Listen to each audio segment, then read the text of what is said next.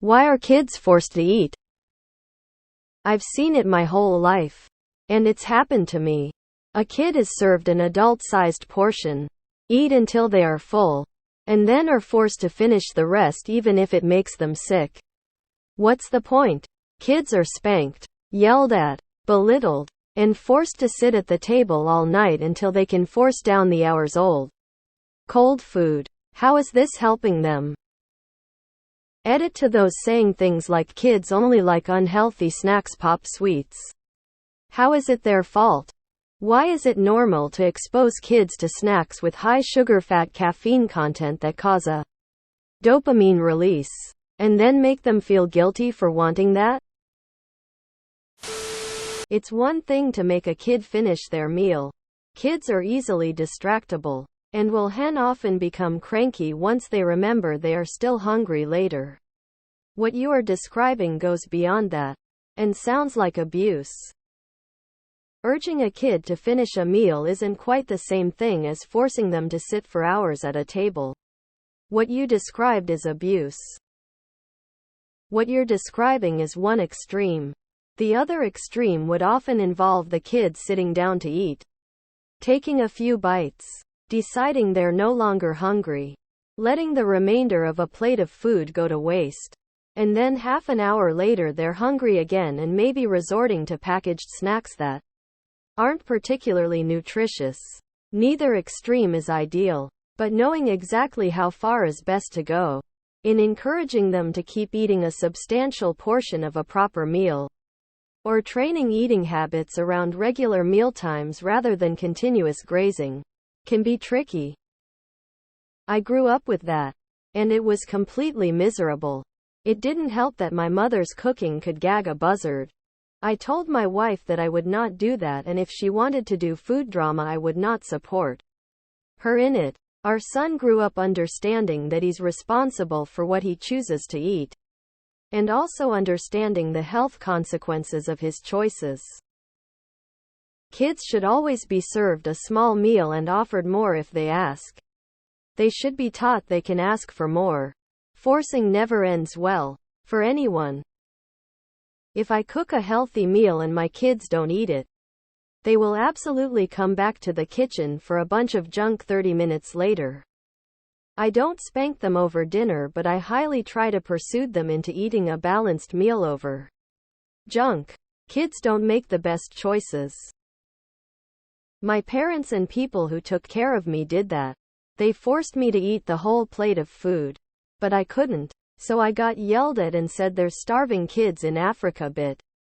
Then one day I threw up all the food I was forced to eat, and then from there everyone is like, oh, just don't eat a lot. Eat what you can. Tears of joy. What you described is abusive. In my house, we serve my kid tiny amounts, and she generally does have to try foods and finish that first tiny serving. And then she can ask for more of anything she wants to eat. Why? Because otherwise she will skip the meal, wait 25 minutes, and then get cranky and start wailing for Bamba and 5 popsicles. I was raised to take what you want, but eat what you take at the family table. Once we each learned that lesson, we were told that going back for seconds is always an option. Seems like a much better way to address the situation to me. My cousin's mom did this to her when she was around 6. She threw up scrambled eggs all over the table. I'll never forget it. Her mom was an abusive cunt who eventually lost custody of both of my cousins. And then we get people with binge eating disorder.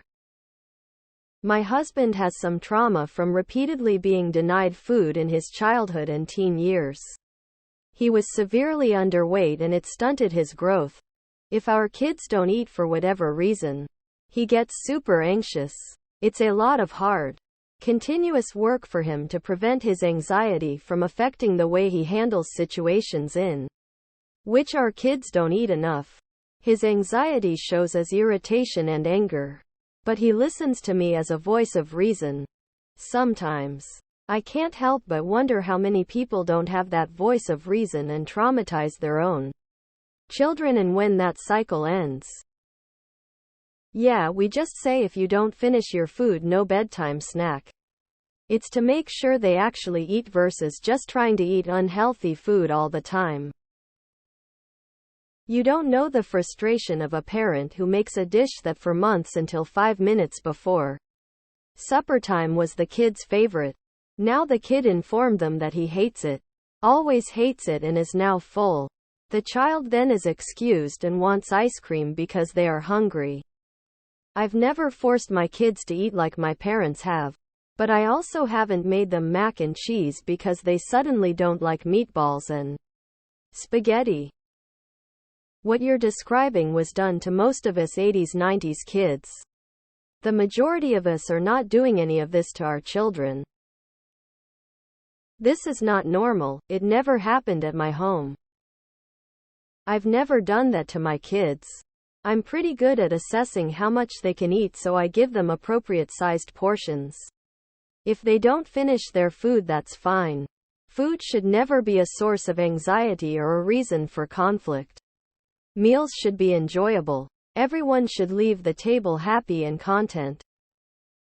I have a cousin who has an aversion to food. We aren't sure where it came from, but their family is messed up, so take your pick, and he would probably take 1 or 2 bites of his meal, then ignore the rest. He is now 13 and is the size of an 8-year-old.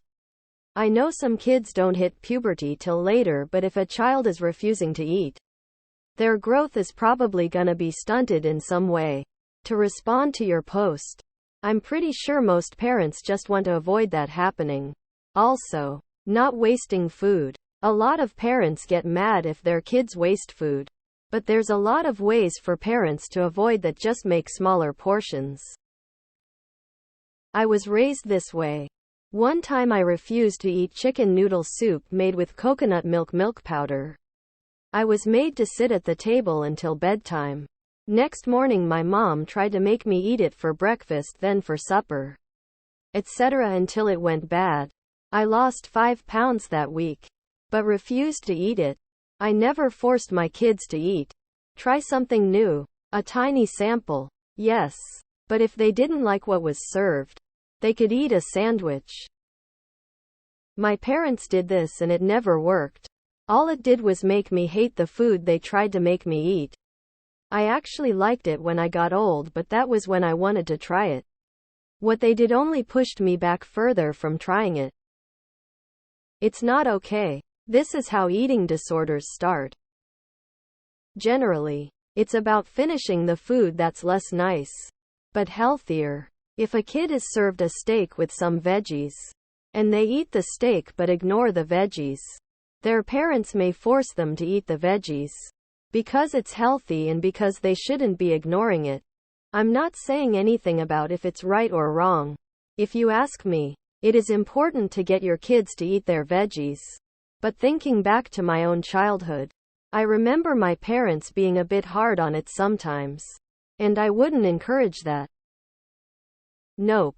I never was, and I have never done that with my kids either. I agree it's utterly stupid and bizarre. I don't police food at all. Ever. Never have. Parents seem to truly be over the top with food. My parents appropriately portioned my food for me. I was even a little hungry. Sometimes I was allowed to snack, so it wasn't an issue. My wife grew up in a clean your huge plate household, so she's always struggled with proper portioning. I don't know what to say other than I wish basic parenting was taught in schools. But good luck with that. Woman shrugging. You must eat all the food on the plate even if you're already full and never wanted it on your plate in the first place is a lingering tradition from the days when food was scarce. If you wasted food in those days, it might contribute towards them starving to death in the winter. Insisting on it nowadays is more likely to lead to obesity than anything. There are less abusive habits that look similar, though. When a child decides on a whim that they won't eat vegetables ever again because they want to leave more room for ice cream, it tends to lead to a very similar battle of wills.